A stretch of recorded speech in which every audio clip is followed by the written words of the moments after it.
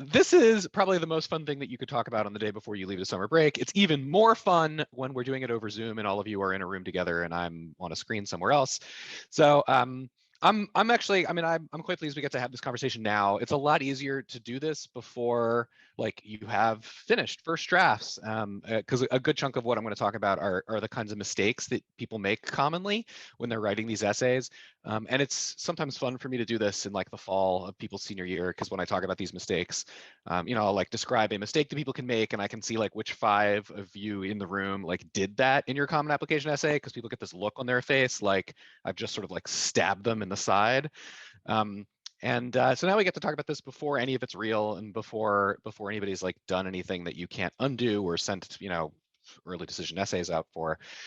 So what we're going to do is we're going to do like 2 parts. The first part, we're going to talk about common application, the personal statement prompt, any sort of 600-word essay that you have to write that's going to go out to lots and lots of different schools. And we'll take a break, and you can like walk around or do something and leave the room and come back, whatever. And then we'll start talking about supplements, or, the 1 to 350-word essays that you have to write for different schools, or you have to write for like the University of California schools if you apply to UCs. And we'll go through.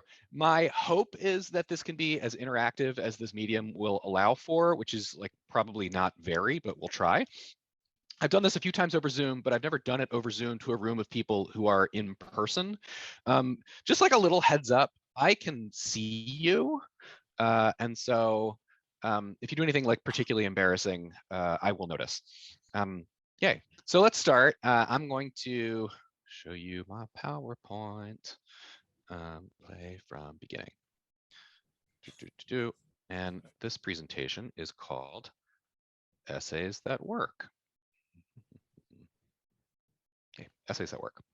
And so the reason it's called Essays That Work is because we are going to discuss, essays that work.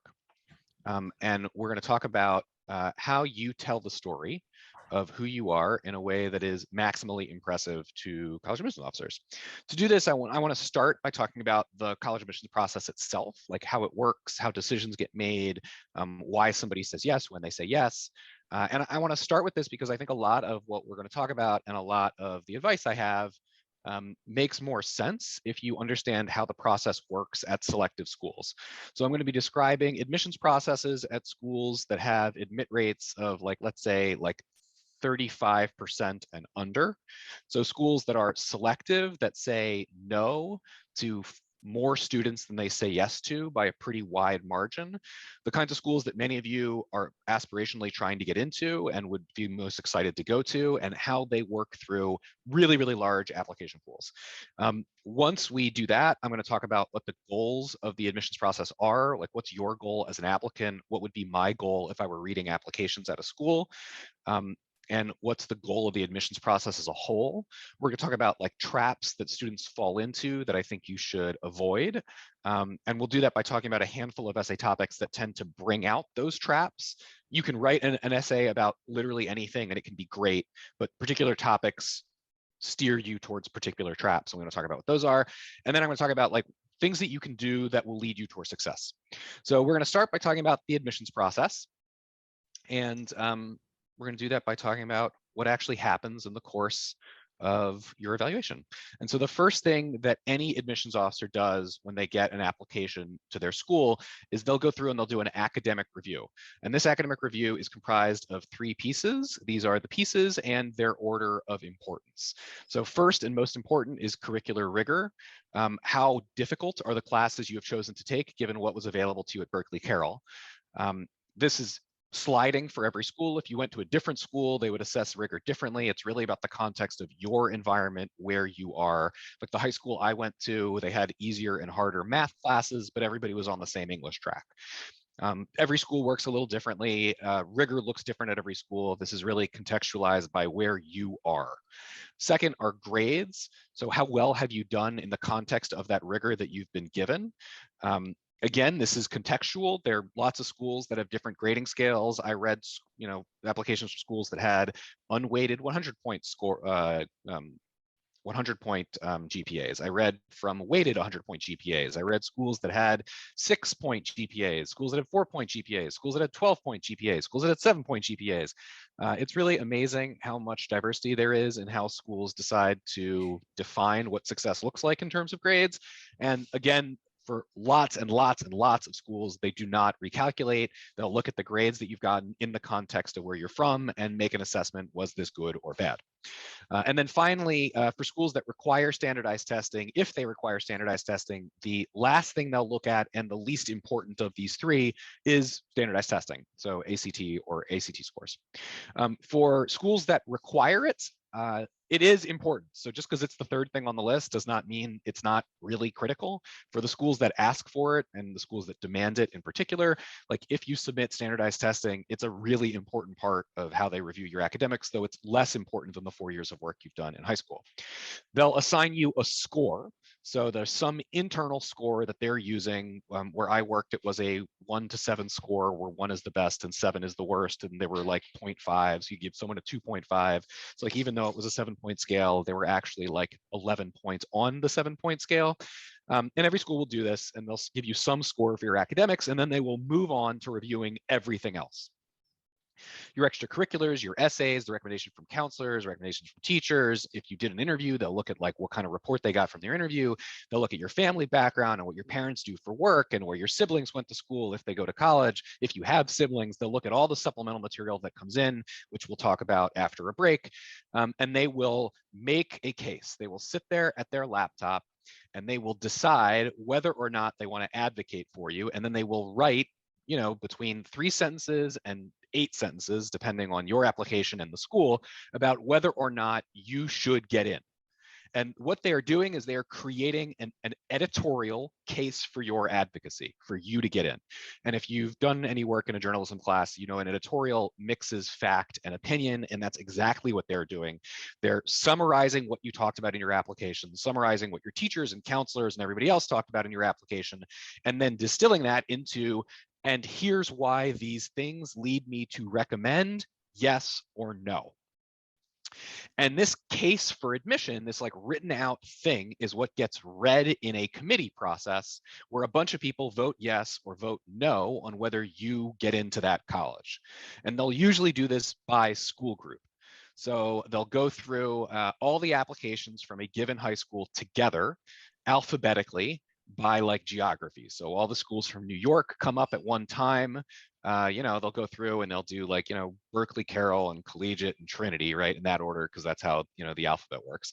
And the applicants will come up at once and they'll have like a docket that looks like this, where they'll see everybody from the school and they'll go from, you know, Will Stevens to Maria Reyes, going down that list and reading out that case in a room that looks like this one. So this is an actual photo of an actual committee process where people are actually making decisions and voting yes or no on applicants. What do you notice about this room? That's like not a rhetorical question. We're going to see how well we can do like actual conversation here. Like, what do you notice about the people in this photo and this room? Small. What's that? The room is small. Yeah, there's a bunch of people in this room. What else?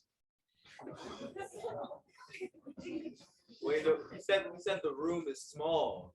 Oh, the room is small. Actually, the photograph is taken halfway through the room. The room is bigger than it looks. But many of these rooms are, in fact, small. And when you're doing admissions committee, you're sitting in a room like this for like 11 hours a day for like 2.5 straight weeks. So like you are trapped in this room with this group of people for a long period of time, in some cases at some schools. What else? Young. Yeah, young. Most admissions officers are under the age of 40. And in rooms like this one, the majority of people who are voting yes or no are even under the age of 35. So aside from myself, I was the one who took this photo. These are the 4 people who I was in this committee with. Denny, who's the guy in the center, Denny is still at Tufts. and still leading admissions committee. Emily on the right is now the dean of admissions. She leads the admissions office at the Olin College of Engineering. Trevor was a chemical engineer who worked in admissions for 2 or 3 years before leaving to go be an engineer. I think he now lives in Colorado. Justin on the left lives in New York City. He worked in admissions for 4 years before going into marketing, which is what he does now. Just to give you a little background. But this is the age group of the people who are voting on your application. This is like about the age distribution at most colleges. What else?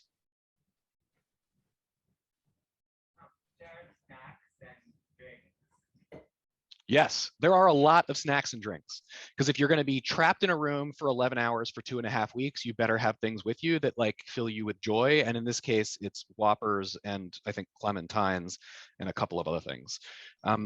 You'll also notice they're dressed informally, because again, if you're going to be sitting in this room for a long time with this group of people, you might as well be comfortable. So like, you know, and for the most part, I think people have fun. You know, most of the time, ideally, you enjoy the company of your coworkers.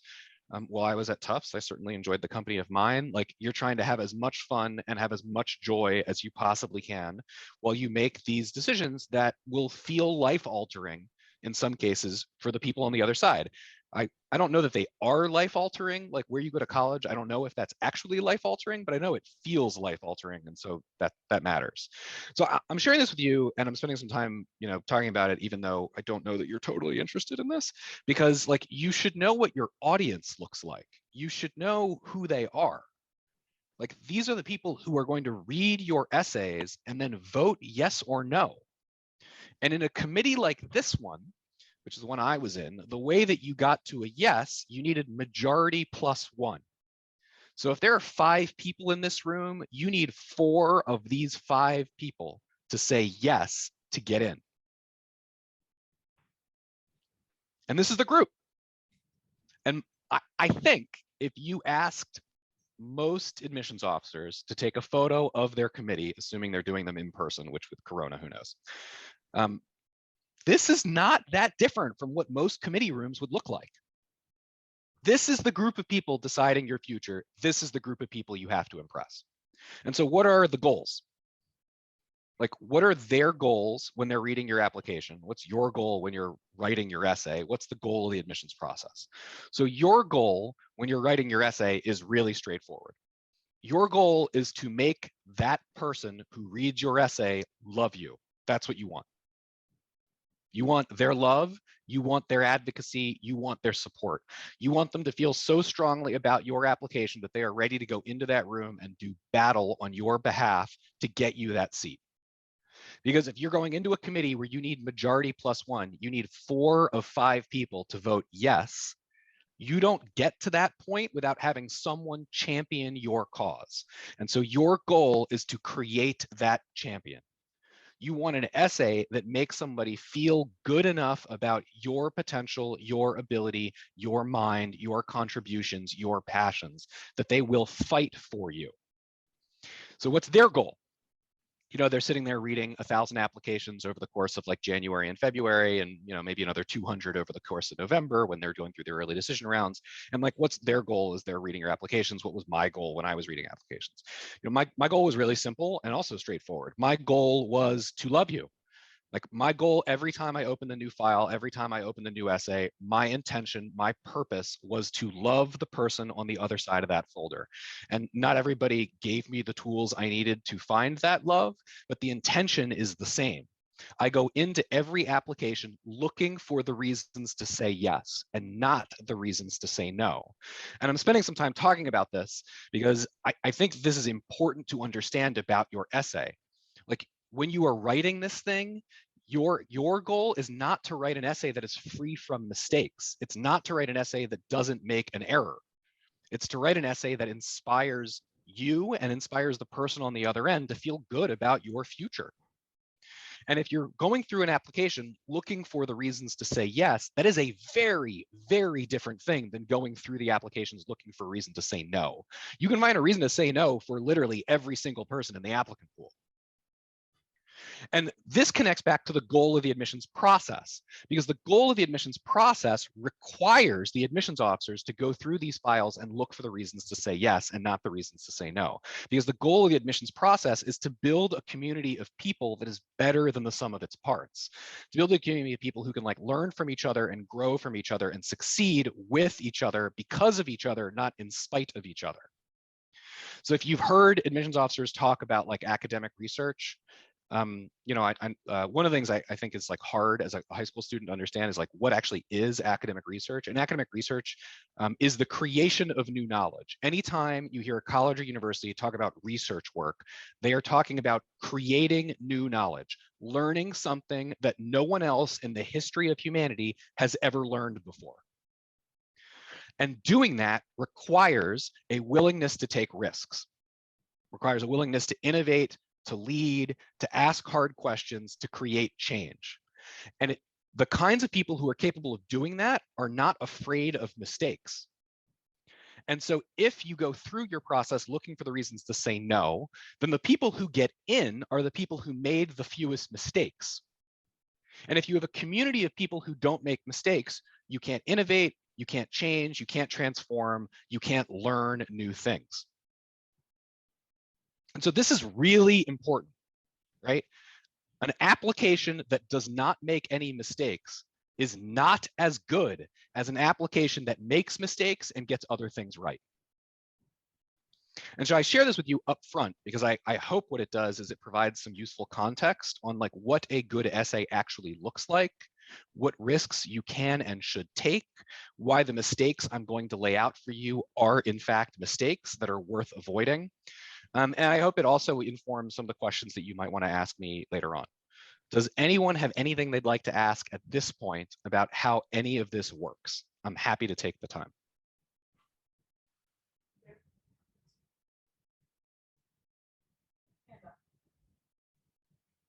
For a lot of the colleges, they say that they have someone that reads it like just for New York or just for Brooklyn. Would that person like, and you can like have like their contact like from the website or whatever, is that person the one that reads the application and then writes about us, or are those people the committee? What's your name? Stacy? Stacy, that's a great question and insightful. In most cases, but not all, the person responsible for your territory or your school is the person who reads your application. Lots and lots of schools will have more than one person read the application. So there'll be like one person who reads it, who is the territory manager, who's like responsible for your school. Someone else who doesn't know about your school comes along and offers a second point of view. And so, you know, it's not just the one person who reads your application in the committee in many cases. You know, it's two people who are having a conversation in their own reviews of your application, about your application, and then that conversation goes to committee and gets read out for a yes or no vote. Most of the time, the majority of the time at selective schools, and particularly at highly selective schools, the person who is responsible for your school, the person who you're in touch with, who would be your territory manager, is also one of the people who reviews an application. So that's useful to know. It's also important to know they're not the only person who will read it most of the time. And so like, even if you think you know things about them, writing for that individual person is not as useful as you'd think. And I can tell you from experience, the number of times you're on the road and you like meet a student at a school and you get really impressed with them and you get really excited, and then you open up the application and you're like, damn it. And like the case to get them in is just like not in the file. It's not there in front of you. And that's really frustrating because like one of the things you have to be mindful of as admissions officers, like not to advantage students who come from positions of privilege more than you already have advantages. And one of the positions of privilege that a student can have is being at a school like Berkeley Carroll, where you're a lot more likely to like know the admissions officer on the other end.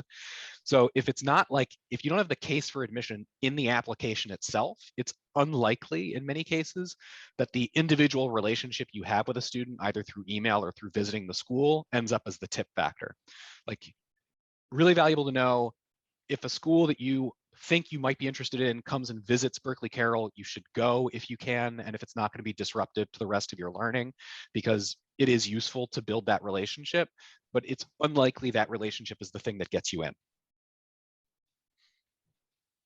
Thank you, Stacy. Anybody else? No. Are like committees that typically be like a panel of mostly like men and like white? I mean, actually, let's see. In this particular case, mostly white, mostly men. But most admissions committees are not. Most admissions committees are not quite this bland.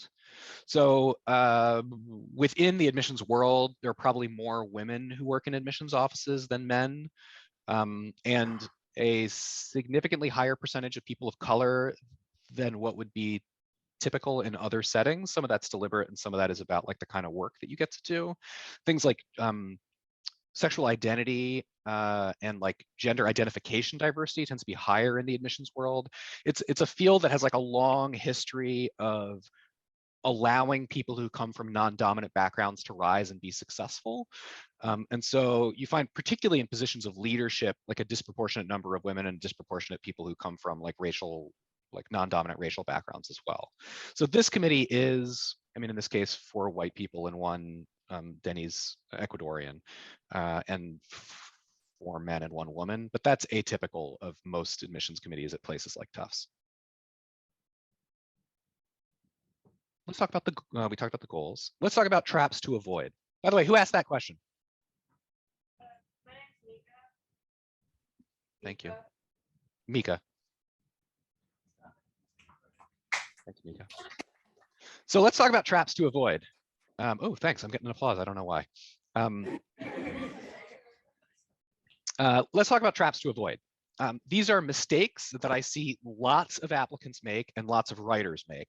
And to do that, I'm going to highlight 3 essay topics in particular, one for each of the kinds of traps I want to talk about, where when students write about these topics, they tend to make a particular set of mistakes. But I also want to be very clear. I think you can write a very effective, persuasive, powerful college admissions essay about literally any topic, including these.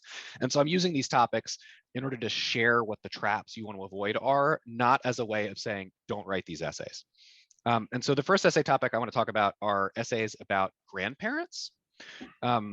I imagine I'm not the first person to be like, don't write an essay about a grandparent, but I do think I'm going to approach this a little differently, where instead of just saying like, don't write an essay about a grandparent, like I really want to dig into why essays like this tend to fall into these particular habits. And it's not essays about grandparents. It's really essays about anyone that you would consider to be an influence.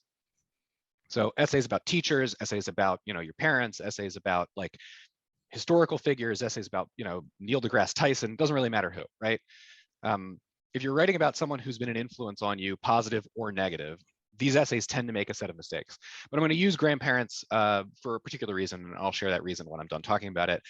Which of you, just by show of hands, like who's got a grandparent that you really like and admire? If you really like your grandparents, please raise your hand. In the front row, at least it relates to me, I saw your hand go up first, so I'm going to pick on you.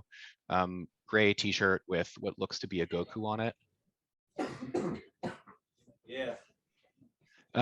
Which grandparent is your favorite grandparent? I'm going to make you pick one. My grandfather on my mother's side. Yeah, maternal grandfather. That is an excellent choice. Of the 4 choices you could have made, great pick. I want to tell you, what's your name? Khalil. Khalil. I want to tell you, Khalil, about. I'm getting a lot of respect from Khalil for getting names right today. That's what I appreciate that. Khalil, I'm going to tell you about my paternal grandfather, which is probably the second best choice you can make after your maternal grandfather, unless you pick anybody else, and then that's the best choice you can make. So I'm going to tell you about my paternal grandfather, and then when I'm done, I want you to tell me whether you think your maternal grandfather is better than my paternal grandfather. So it's a competition between grandfathers. Clearly, you can make a case if you want. If you want to be like, here's why my grandfather is better, you can do that. You can also just say, your grandfather's better than mine. I will accept that as an answer as well. So when we're done. So my grandfather on my dad's side. My grandfather on my dad's side graduated from high school at the age of 15 and graduated from college at the age of 18 from the University of Chicago. He got his degree in agricultural economics and went on to join the US Army during World War II, where he was stationed on Aleutian Islands in Alaska, where he dug ice forts for himself to survive the winter and collected weather records that were used to help dictate troop movements around the rest of the Pacific during World War II. After that, he went on and got his PhD and became a statistician for the IRS, who published a number of papers on overlapping statistical collections that ended up changing the way the IRS recommends conducting the census. In his retirement, he took up poetry and music and ended up writing a number of compositions. Many of his poems were based on passages from the Bible, and he was invited by African-American gospel choirs to sing in their churches, his own original compositions, which I find to be particularly interesting because my family's Jewish. He died 3 years ago, and I miss him a great deal. That's my grandfather. Khalil, do you think your grandfather is better than my grandfather? Yes, I do. Would you mind sharing just a little bit about why?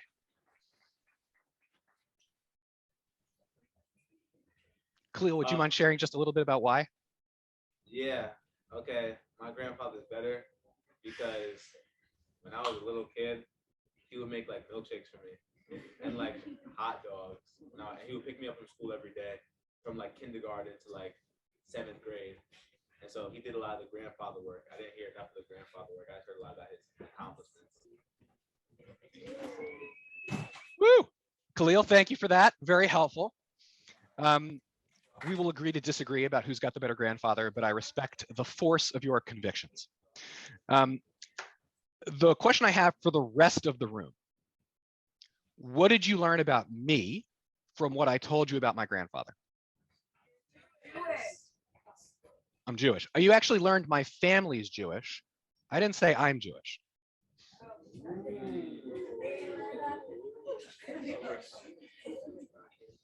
Anybody else? Anybody else have something you think you learned about me? No. What did you learn about Khalil?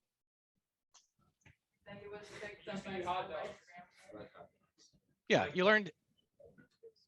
Sorry, go ahead. Oh no, Jude was just talking. Yeah, we learned his grandfather picked him up. We learned that his grandfather was present in his life. We didn't really learn that much about Khalil, though. And so here is the trap that people fall into when they write about influences. And again, it doesn't have to be your grandparents. It doesn't even have to be a person. It could be anything, right? Anything that influences you. Is you have been taught a set of habits in academic writing, particularly in your English and history classes, for like what an essay is supposed to look like. And that essay has a very specific format, right? You have a thesis statement in your introductory paragraph at the bottom of an inverted pyramid, right? You have paragraph number 1 with a supporting detail that like makes the case for the thesis. You have paragraph number 2 with a second supporting detail that makes the case for the thesis. Paragraph number 3, which makes the third supporting detail, which also makes the case for the thesis. And you have a conclusion, which is supposed to go the other way, where you try to find a way to like restate your thesis without sounding like all you're doing is just restating your thesis, right? And like that's what a 5-paragraph academic essay is, right? You have an argument you're making, and you have a point to be proven, and you are making an argument in favor of that point. But like Khalil, if you came to me and you said, my grandfather was a big influence on my life, like how big a jackass would I have to be for my first reaction to be, prove it? Yeah, pretty big. So like, if you tell me something has influenced you, if you tell me someone has influenced you, I don't need you to prove it. We are human beings. We are heuristic creatures. I learned that word from Star Trek: The Next Generation. I don't know if any of you are fans. It's a kind of old show now. There's a character on the show called Lieutenant Commander Data. He's an android. He describes himself as an artificial life form. The main defining feature is he learns all the time from everything in his quest to become more human. And the irony of his character is that his desire to become human is the most human thing about him. It's really deep.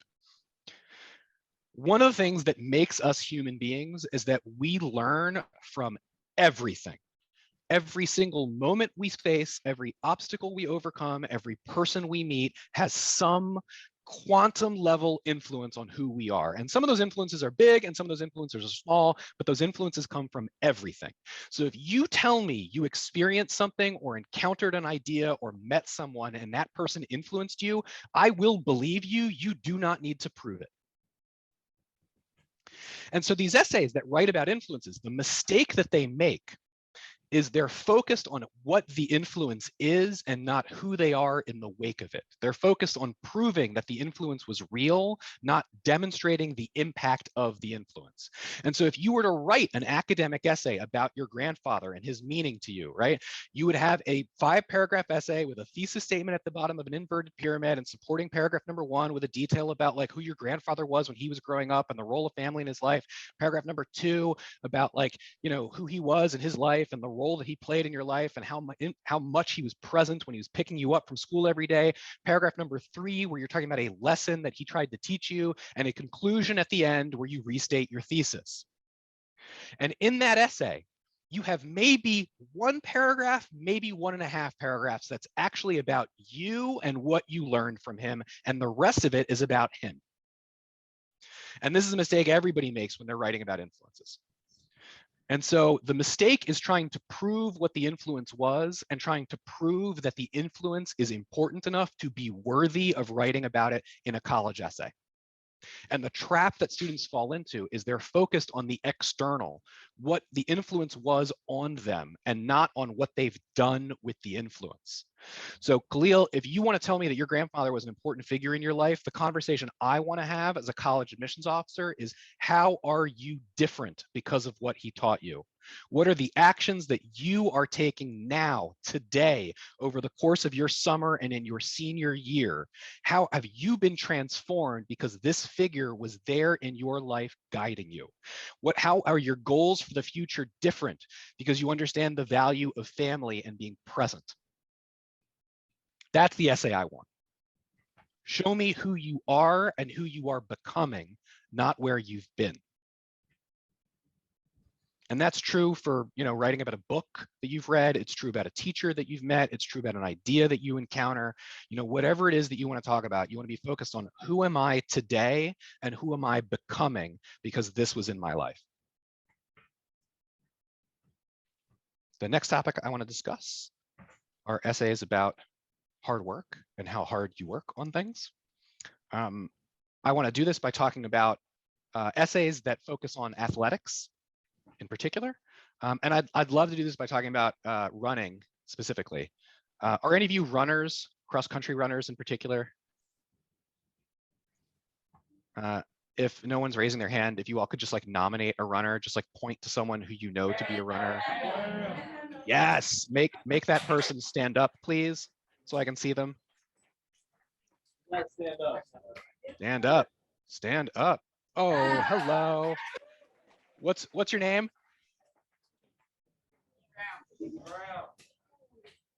Khalil, help me out. What's his name? Graham?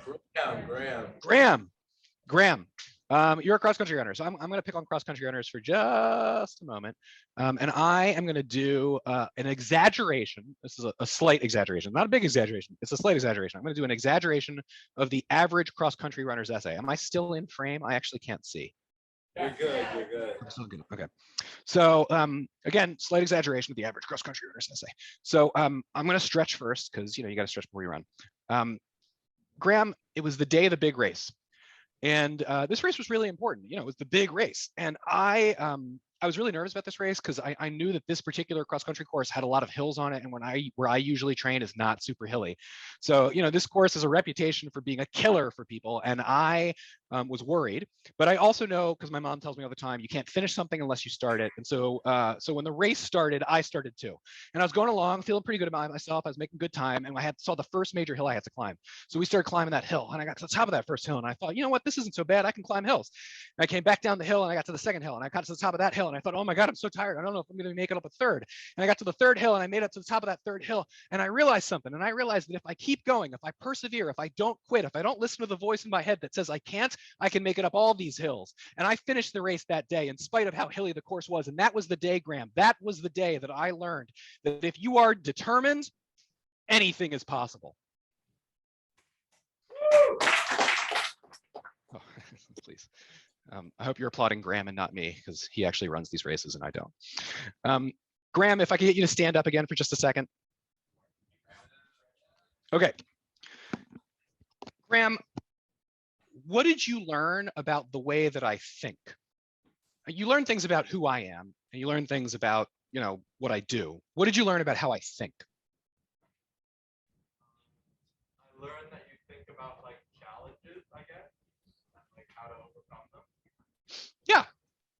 pretty close to correct. I don't know that there's much else there. And the challenge with this essay topic, the essay is about athletics, or it doesn't have to be athletics, right? Like you could be talking about, playing the violin and, you're doing a concerto and there's this part of the concerto that you never get right. And you just keep practicing and practicing and you're getting it wrong every single time in a rehearsal. But then when you get up for the recital, you do it and you nail it and yay, it went well. And like, practice makes perfect. You got to put in the time and put in the work. Or it's the big production of Pippin, and everything's going wrong backstage, but the show must go on. Or maybe you don't succeed. Actually, maybe you fail. Maybe you're on the debate team and you practiced really hard and you're going up against your school rivals and they show up and you get up there and you do your best after doing all this work and you come 1 point shy and you lose, but you learn that like the effort was its own reward, right? But the thing that these essays all have in common is they're all about hard work. The moral of these essays is diligence, determination, commitment, resolve, passion, which in this context are all interchangeable terms that mean the same thing. You work hard, you don't quit. Right? I mean, I read essays that like swimmers wrote about like having rotator cuff problems, but they like wouldn't quit and they kept swimming and how it like got them the gold, but also they've done permanent damage to their body like forever. And I always read those essays. I was like, no, the moral should be quit. Don't do permanent damage to your body forever. I mean, I don't know if you hear this a lot in high school. Quitting is a really valuable skill that like everybody should have. Knowing like how and when to quit things is a very important adult skill. But that's not really the point of this essay. That's a separate thing. Why is an essay about how hard you work a bad thing? I asked that rhetorically, but I'm also going to frame that with a non-rhetorical question that I'm going to ask you to answer now. Do you recall when I was starting and I said, this is the first thing a college admissions officer looks at in your application? Do you remember what that was? What's the first thing they look at? Yeah. Curricular rigor. Thank you. What's the second thing? So if you are taking hard classes and not failing those classes, they know you can do hard work. Hard work is a thing that your admissions officers will learn about you, whether you have that capacity or not, in the first 30 seconds of opening your application. They will learn exactly what your capacity is for tenacious hard work. And if you are succeeding at Berkeley Carroll, if you are showing up for your classes and putting in the time and getting grades, they know you can work hard. It's not like Berkeley Carroll has this reputation all over the country for being a place where like you don't have to do anything and you still get A's. So an essay that's about hard work isn't demonstrating anything that's not already present on your high school transcript. And this essay space, I mean, it is a sacred space to demonstrate qualities about what you value, what you care about, how you think, what your mind gravitates towards, the kinds of challenges that you find exciting, the kinds of challenges that you think are boring, the things that you are desperate to talk about and no one around you wants to listen. It is a space where you can give somebody all of that. And if the essay that you write, if the thing it communicates is just that you work hard, you are communicating a quality they already knew you had. If you're applying to selective schools, there is no one in serious consideration at the committee step that doesn't meet the minimum requirement for hard work. All of you will have that in common. And so it doesn't set you apart. It doesn't give them something new to react to understand, to appreciate. It doesn't give them something to go into battle with you for. And these essays are usually super narratively focused. So they spend a lot of time setting up the situation, describing the events, and not a lot of time describing the thought, what's happening in your head, what's driving you. So if you want to write an essay about cross country, Graham, if you want to write an essay about cross country, the thing that's relevant is not the hard work you put into it. The thing that's relevant is why do you put in the work? What is it about this activity, this event, that you feel so connected to that it's worth all the energy and effort and heartache and pain and doubt and perseverance? Why do you persevere with this when other people would have quit? What does it mean to you? Why are you there? What are you getting out of it? And that's what a good sports essay looks like. Each of you has made, in some cases, conscious, but in many cases, totally unconscious decisions about how you spend your time, what you put more time into and what you put less time into. And the thing I want to know as an admissions officer is, why is this how you choose to spend your energy? What's the connection you have? And it is totally reasonable to not understand that, to be like, I don't know why I do this. I know that it means something to me. I know it's important to me. I know I love it. I don't know why. That's totally fine. You don't have to like psychoanalyze every single thing you do and why you do it. But if you don't know why, you probably shouldn't write your essay about it. And that's okay. It can be an important thing that doesn't belong in your college essay. And then the last topic I want to talk about are essays about weird cultural upbringings. So there are lots of different forms this can take. You know, for children of immigrants, right? Like I used to read essays all the time that like kids in Central Jersey would write. There are some very, very large South Asian immigrant communities there. And so American-born children of like South Asian immigrants would write often about like being the child of both India and America, or Pakistan and America, and you know, liking both Hollywood films and Bollywood films and listening to Bhangra and rock music. And this was a really common topic. And it's not that this is like uninteresting or boring or like inappropriate to write about. It's that the challenge of these essays is it largely reflects on a set of choices that like you as an individual didn't make. Like you didn't choose to be born into a family with like a mixed cultural upbringing. You didn't choose your race. You didn't choose your gender. You didn't choose your sexual orientation. You know, these are really important pieces of your identity. But they are things that identify you. They're like not features that on their own define you. They're building blocks where your identity begins. And so the mistake that students make, the trap they fall into when they're writing about these essays, again, is they give too much backstory, and they don't understand, or they misunderstand the difference between writing about the things that other people would use to identify you versus the pieces that you use to define your own identity. And there's a very subtle but very powerful distinction there between like how someone else would identify you and how you choose to identify yourself. And so the thing that's relevant if you want to write an essay like this is to talk about how your perspective in the world is different as a function of this upbringing. So I used to read applications from overseas, and I would read a lot of applications, particularly from like expat Americans. So Americans who live in other countries because their parents work in other countries, and they would write about, you know, living in places other than the place where they grew up or other than the place where their passport says they're from. And like an example of one of these essays done well was an American who was living in Singapore who wrote about needing to go through the security line for foreigners every time he came back into the country. And he had been living in Singapore at that point for 15 years, and he was 18 years old.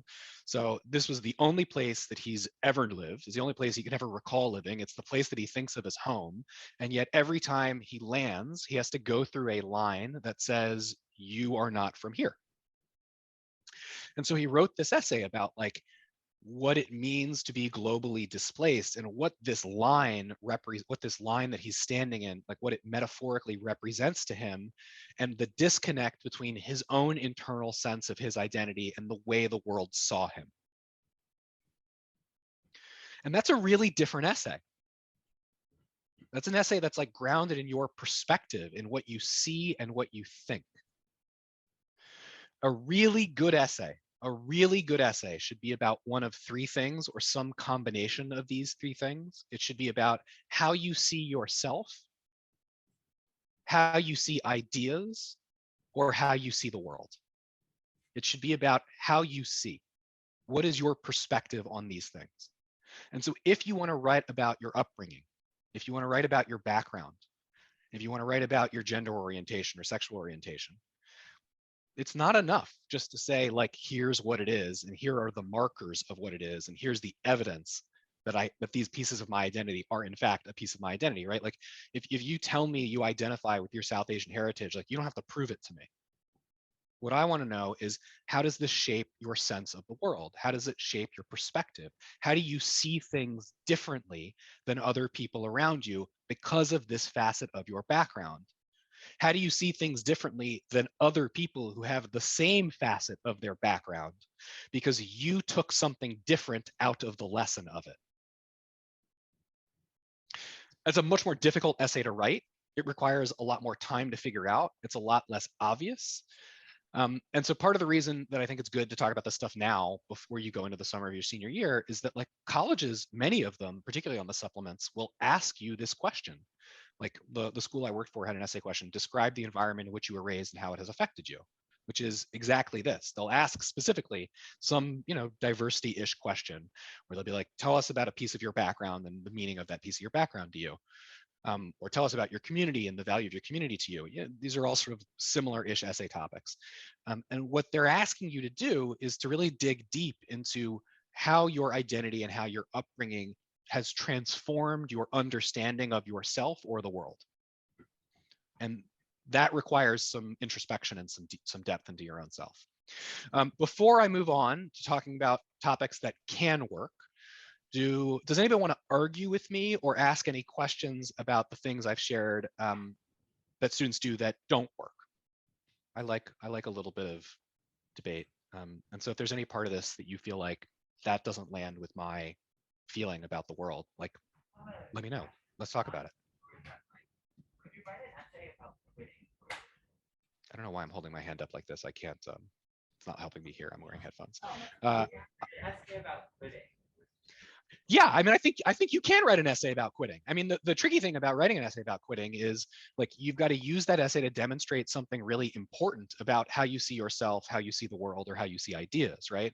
And so, if you're writing an essay about quitting, like I could totally see an essay about,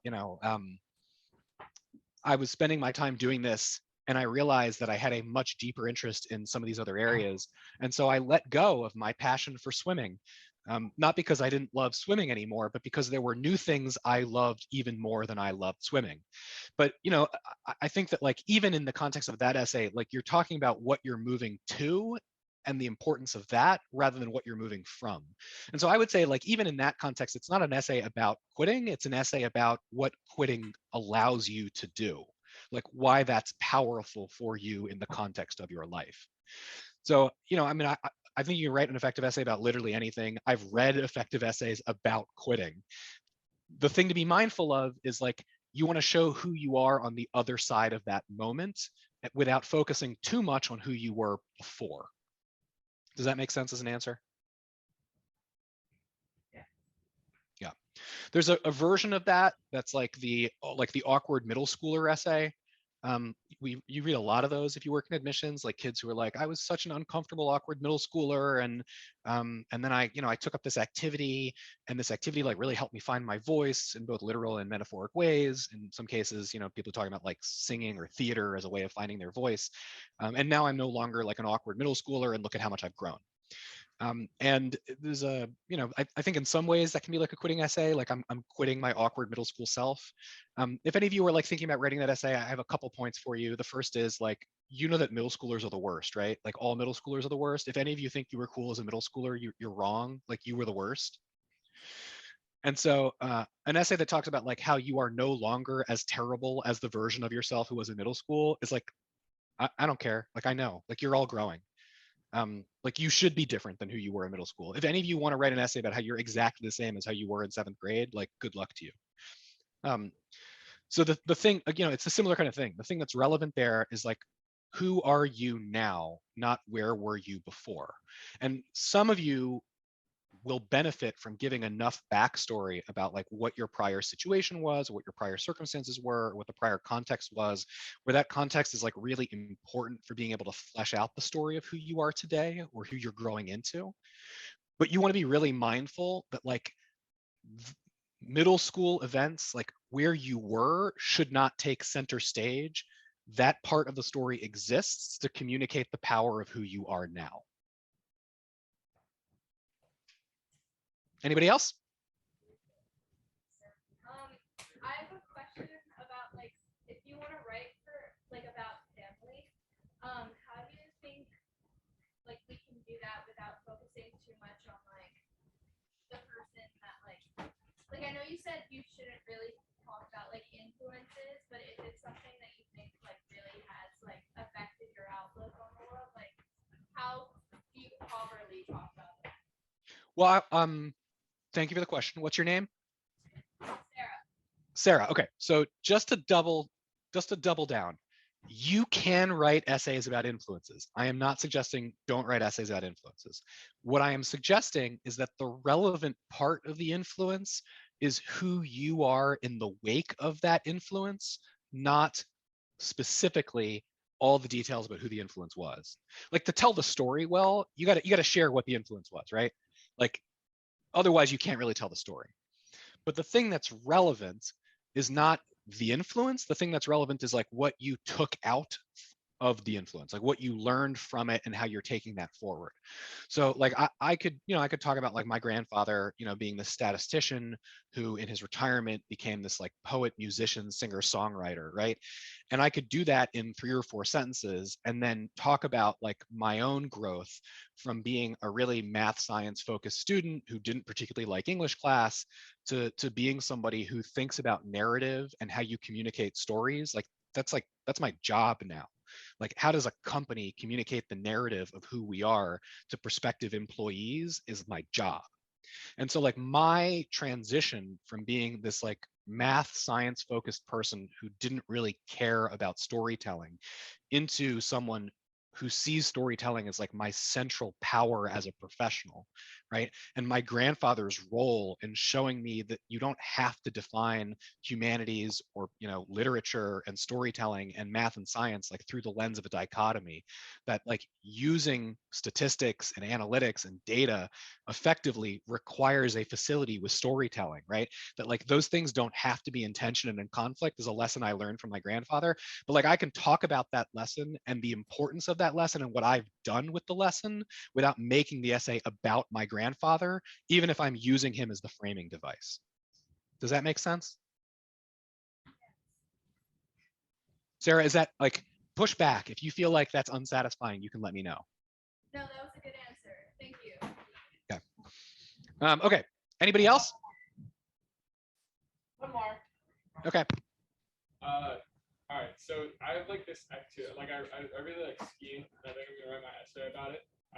But you said not to like. You said to be wary of writing about sports. And how like what you did in X sport like defined you or something like that. But like I kind of want to write about how like where I go to ski and like who I ski with is like different from what I do at home and how it like how it grew me into the person that I am today. Would you say to be wary of that, or would you say to keep going? I actually think this is a similar version of like the question that Sarah just asked, which is like, this is what grew me into the person I am today. And so like, you don't want to focus as much on like, these are the factors that grew me in. You want to focus in like what you've grown into and what your connection is. So if we're talking about skiing, right, which I think it was skiing and not skating, right? Skiing. So if we're talking about skiing, like why do you feel this connection to the sport? Like what is the source of your bond with this activity, with this people, with this place? So there are people, there's a place, and there's an activity. And those are the 3 things that you just called out as being sort of significant to you. And what I want to know is not like how that grew into something that is important to you. I want to know why it matters. So like if this matters to you in a really deep way, what is it about the person that you are and the values that you have and the priorities that you carry through the world that makes the activity, the place, and the people feel important? And you use the activity, place, and people as the way to open the conversation for who you are, what you value, and what your priorities are.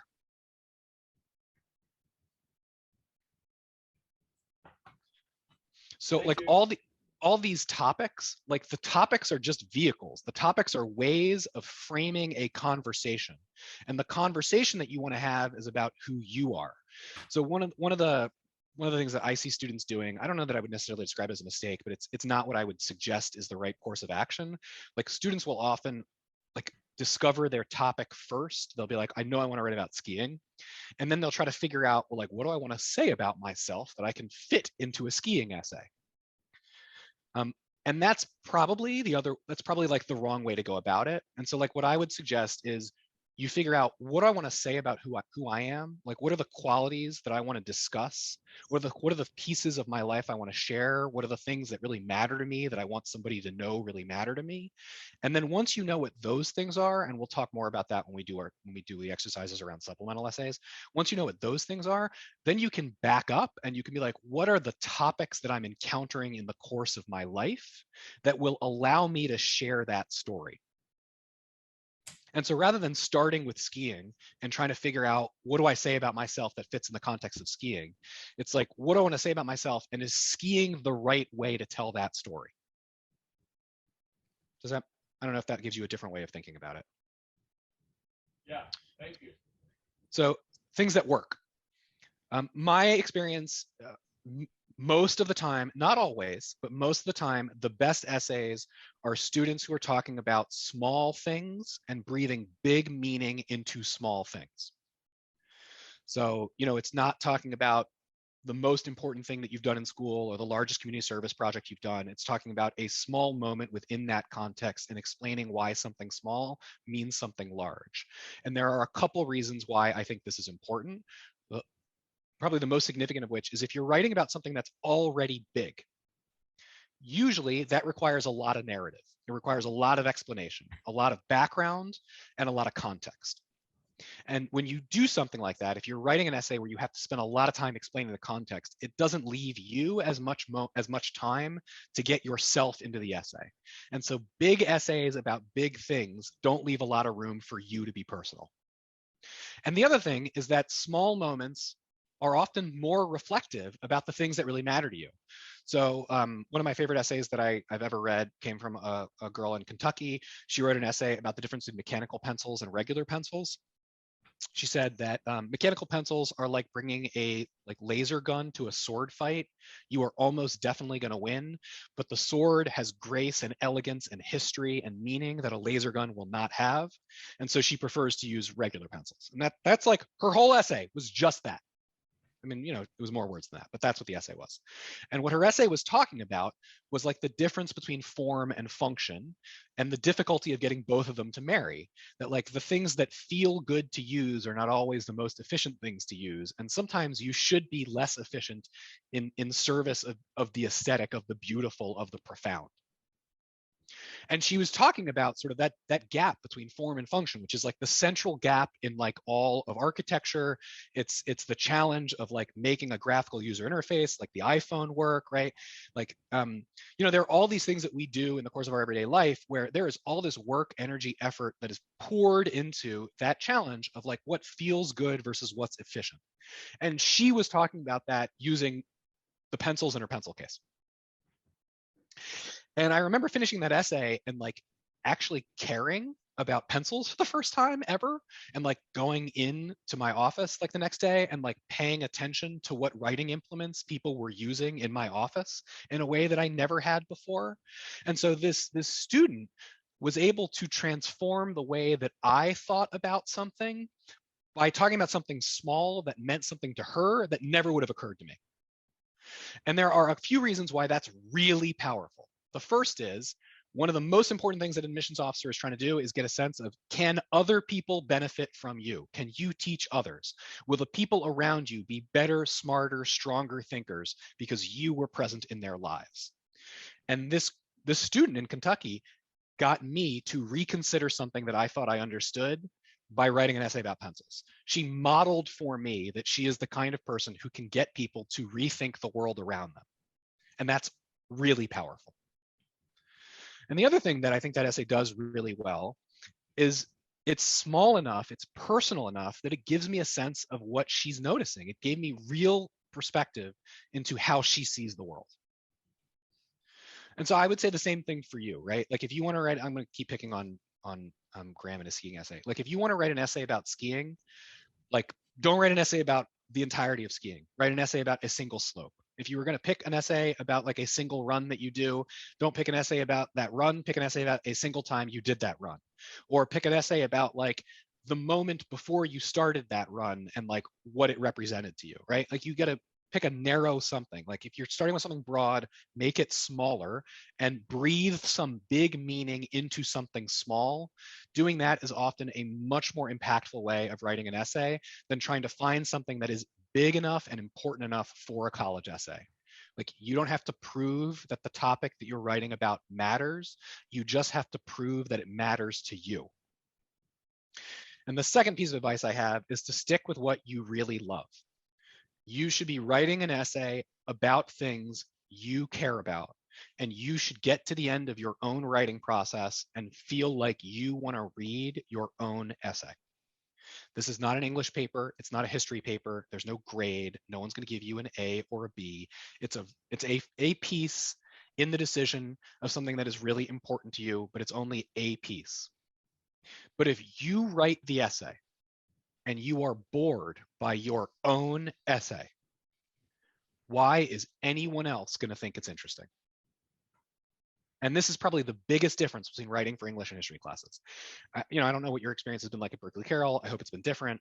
Like in high school, the essays I was the most excited to turn in were often the essays where I got the worst grades. My teachers were like, you didn't do the assignment. I asked you to write about this and you wrote about that. Like, it's a really good essay, but B-. That's like not this. Remember, your goal is to inspire advocacy. Your goal is for your admissions officer to love you enough that they put on their armor and go to battle for you in committee. And if you write an essay that you are bored by, why would they do that? Why is anyone else going to love something that you don't think is interesting? So like my number one piece of advice for your personal statement is like, if you are not engaged in your own ideas, you didn't do this well.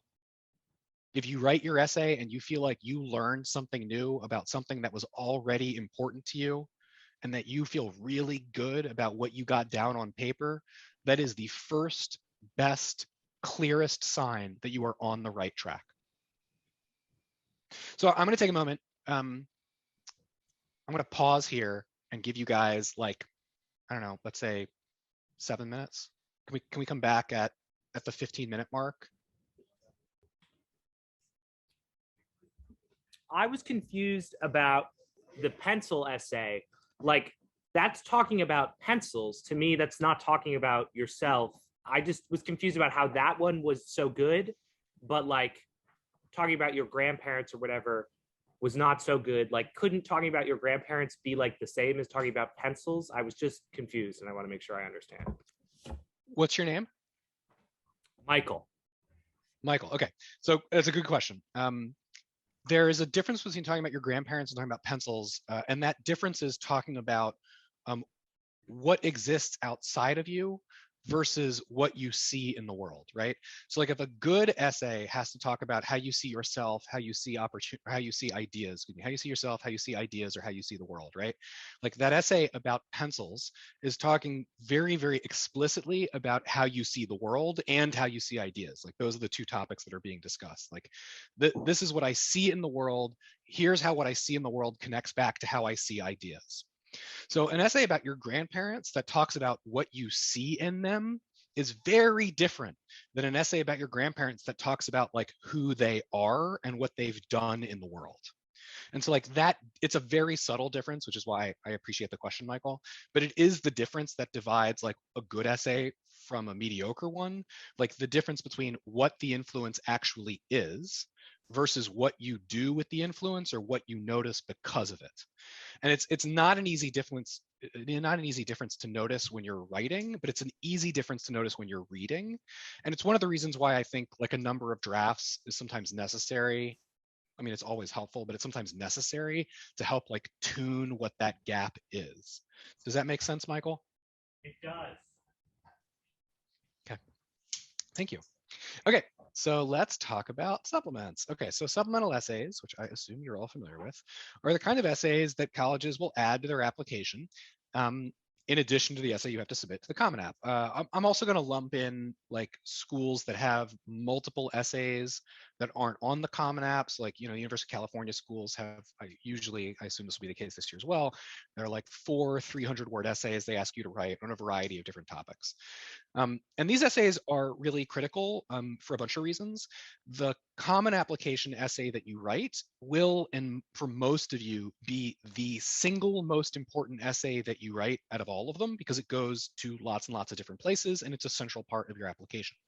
But for the schools that require supplemental essays in addition to the Common App, or the schools that have essays in lieu of the Common App, these supplemental essays are often the most important component of their individual application processes. So like I worked at a school that had supplemental essays and Common App essays, and the Common App essay was the most important essay the students wrote. But our supplemental essays were the most important essays that I, as the admissions officer, read. I'm going to give you just a little bit of background on why. I don't expect you all to be able to read all these numbers because I don't know how big the screen is and some of you are sitting far away, but we're going to do like a little bit of a history lesson in admissions here, which I don't expect you to find interesting, but is important. This is some admission statistics from Cornell going from fall of 1990 to fall of 2011. So this is a while ago now. This is not recent history, but it is important history. And from this very, very large block of time, for about 15 years from 1990 to 2004, Cornell's applications were about the same for 15 years. There's like some plus or minus up and down between like 8,000, 1,100, and 10,200, which if you know how many applications Cornell receives now is like almost laughable that they were only getting like 9,050 applications on average for 15 years in the 90s. But for all of your parents who like got into some of these schools back in the 90s, and they want to talk about like how easy it should be for you to do the same. Like I don't know what they're on, but it's not reality. These numbers have all changed dramatically. But the point in time that I want to draw your attention to specifically is this jump from 2004 to 2005, where in 1 year, after 15 years of stagnation, Cornell's application load goes up by about 33% and continues to climb until it has essentially doubled in less than 10 years in 2011 with 17,000 applications. Take a guess. What did Cornell do between 2004 and 2005 to see a 30% spike in their application volume?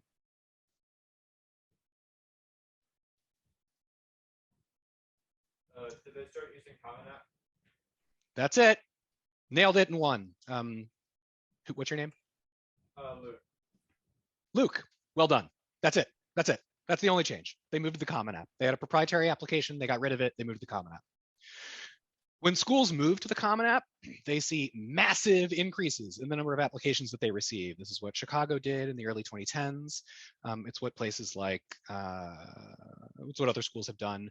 And when schools drop their supplemental essays, they also see massive spikes. So schools that have dropped their supplemental essays, like if you ever see a school and you're like, oh my God, their application numbers went up by like 20% in 1 year or 30% in 1 year, and they're already on the Common App, I would bet you even odds, the thing that they did that made that possible is they dropped the supplemental essay. So I share this with you as a bit of a history lesson, because I want you to understand that when schools choose to ask supplemental essay questions, this comes at great cost to them. They are sacrificing, in many cases, literally thousands of potential applications so that they could ask that supplemental essay question. They have chosen to trade the value of those extra applications, a 20 or 30% increase, and we could debate whether or not it's actually a value, but they think it's a value, so whatever. They've chosen to trade that for the extra knowledge that comes from you from filling out these essay questions. So schools that do this, these questions are really important to your candidacy, because if they weren't, they wouldn't ask them and they take the extra application volume. And these essays come in a variety of different forms. Some of these questions are like very explicit and very clear, like describe your intellectual interests with their evolution, what makes them exciting to you. Some of them are like weird and a little off the wall, like this question from the University of Chicago. Some of them aren't academic at all, but are about sort of like who you are and what you value. Whitman College, which is this very, very good school in the Pacific Northwest, where people are like so nice, it's almost painful how nice they are, asked this question, or they don't anymore, but they used to ask a question: choose a facet of your current community that inspires you. How will you bring the sense of inspiration to your new life at Whitman?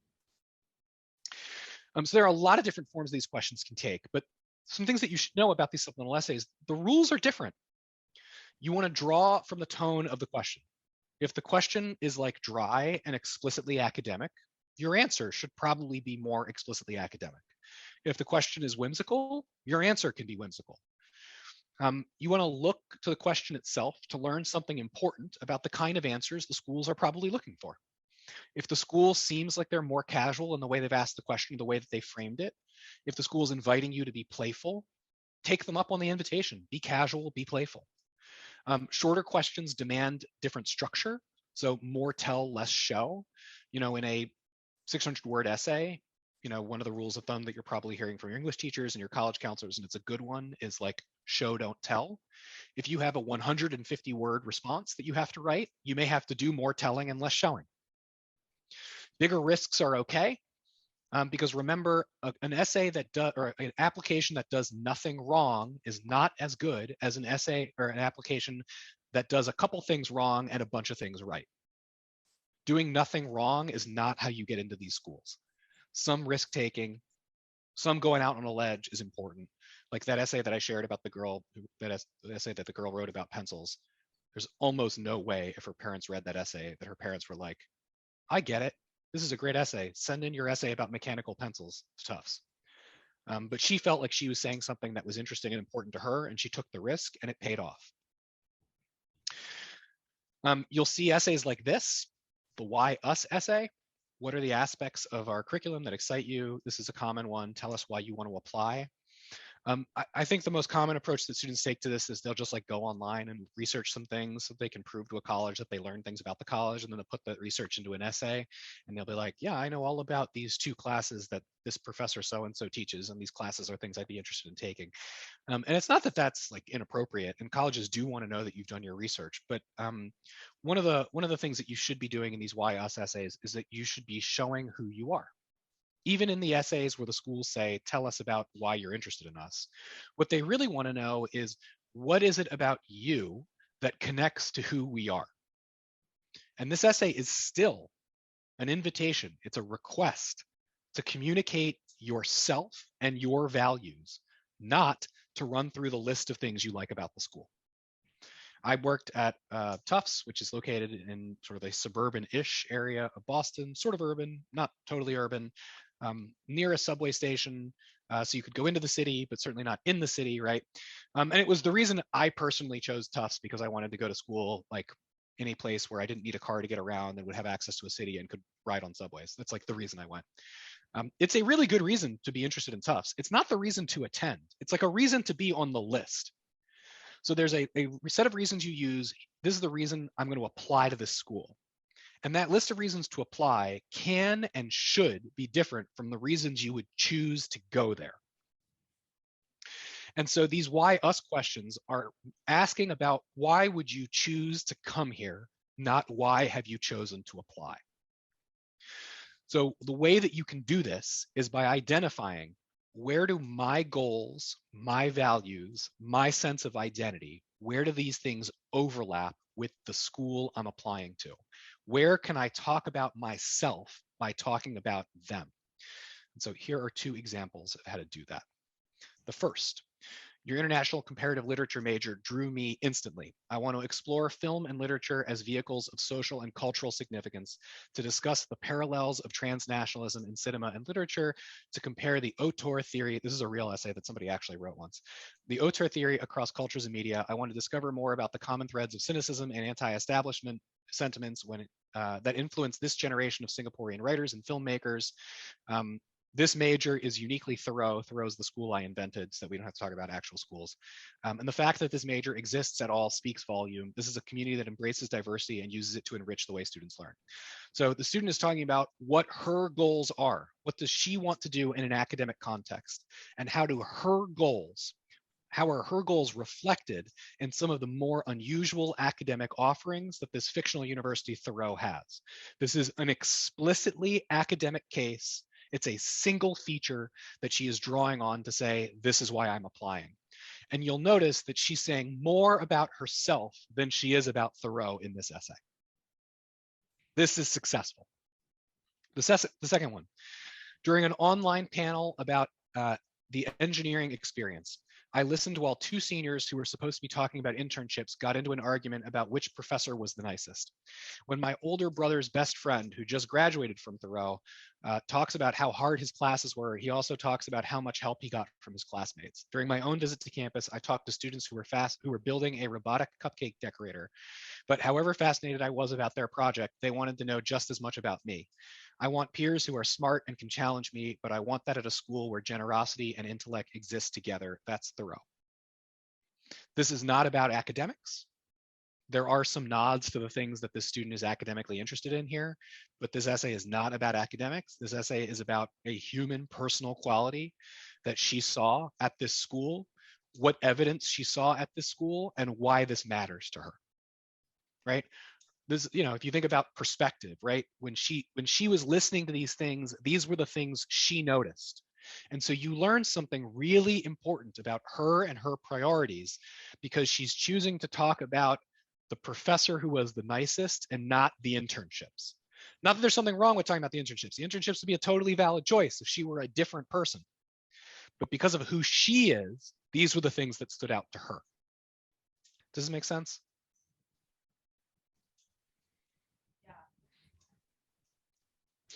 Okay. Okay, so let's do a little bit of a writing exercise, if you don't mind. If everyone could take out their phones, if you have them, that would be helpful. Do you have your phones with you? If you don't have your phone, a piece of paper will do, or a laptop is fine, and just like open up a notes app.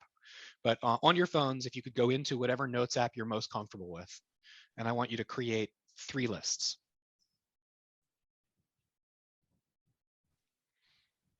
The first, a list of things I find interesting.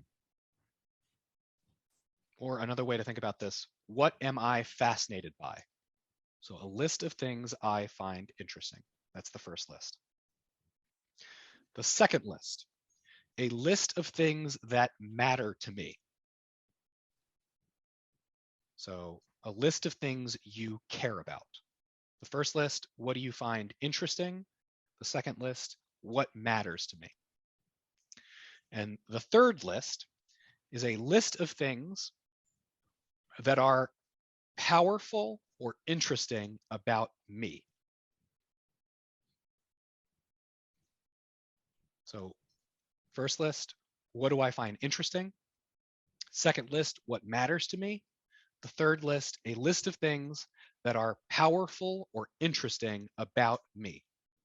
So the first 2 are about things outside yourself, but about your perspective on those things. The third is really a list of things that are about you.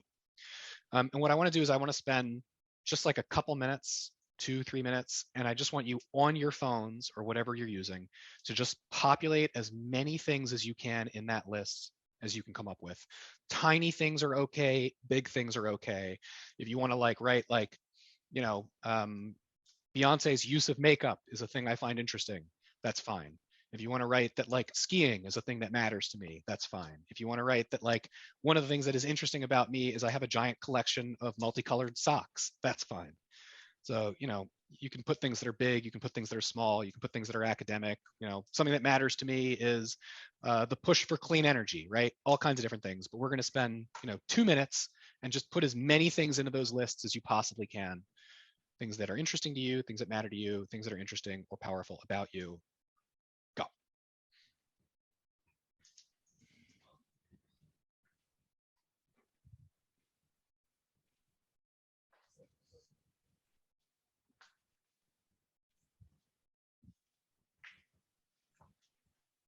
I do my laptop. Oh, here it is.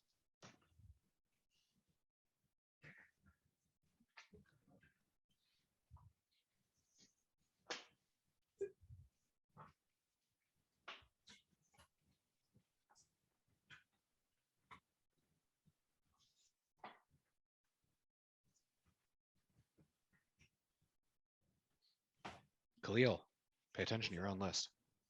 Pay attention to your own list. Come on, let's get some things down. Get some things down.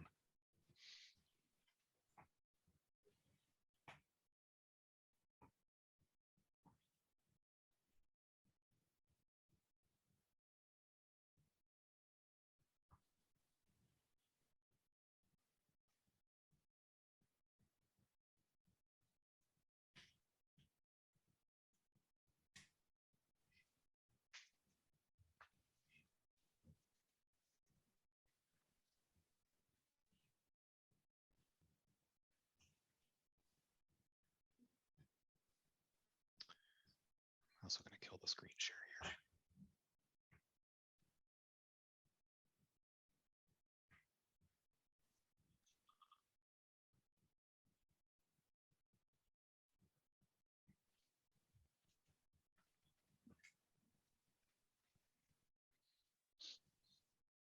All right.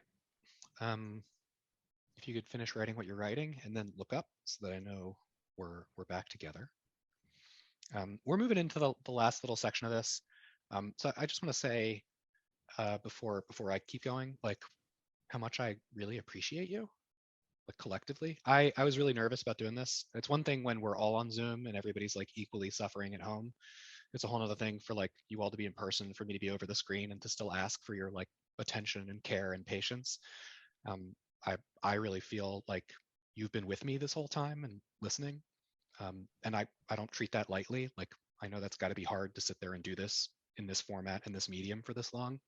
So just from me to you, thank you for being present. It meant a lot.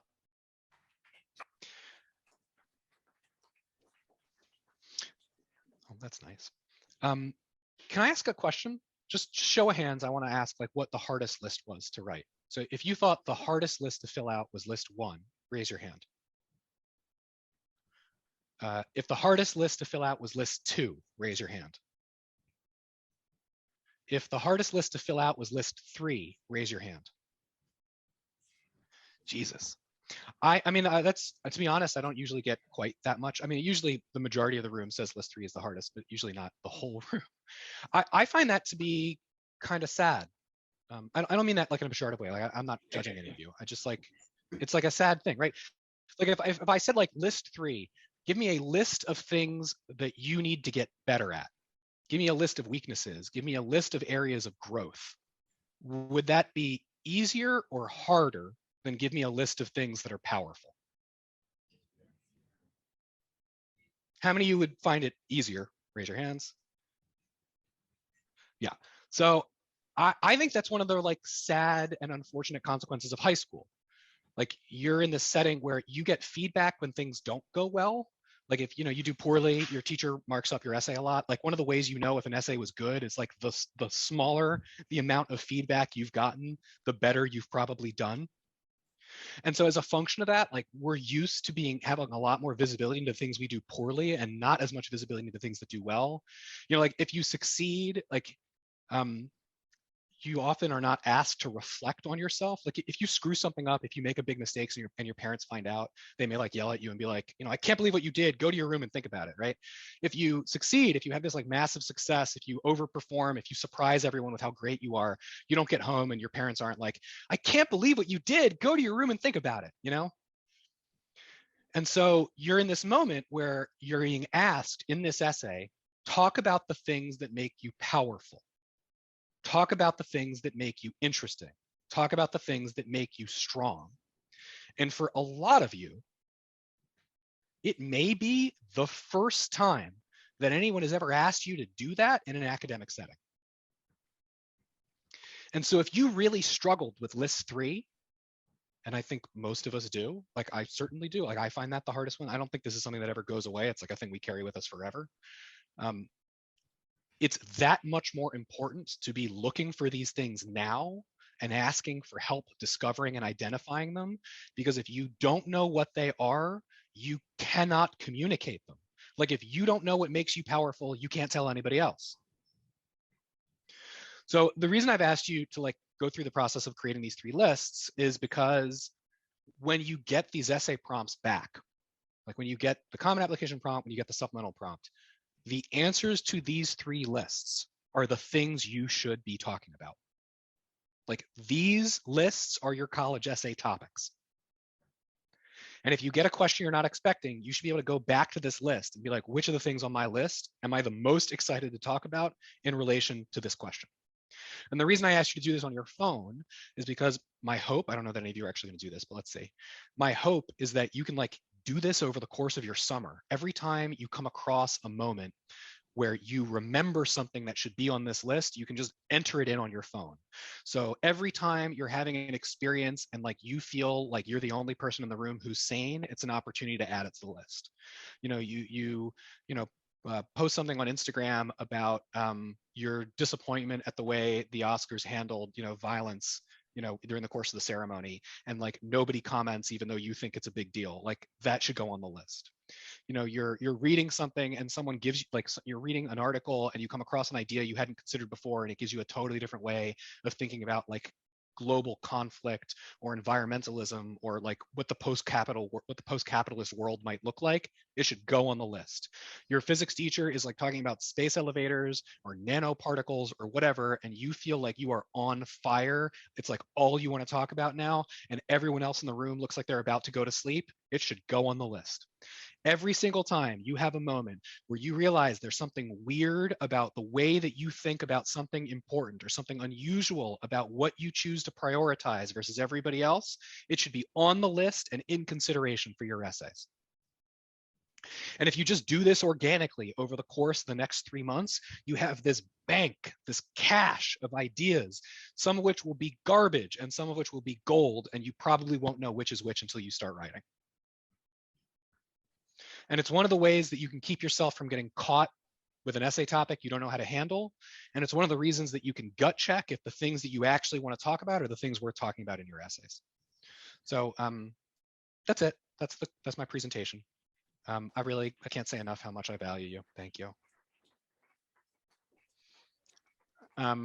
Your college counselors have my email address. If any of you feels like a question to me would be helpful, you're welcome to use it, and I'm giving them permission to give it out to you if you want it. But I hope this has been helpful. I hope it sets you up for success. I hope it sets you up to like talk about the things that you are really passionate and excited to discuss in these essays, big or small. Have a great summer break.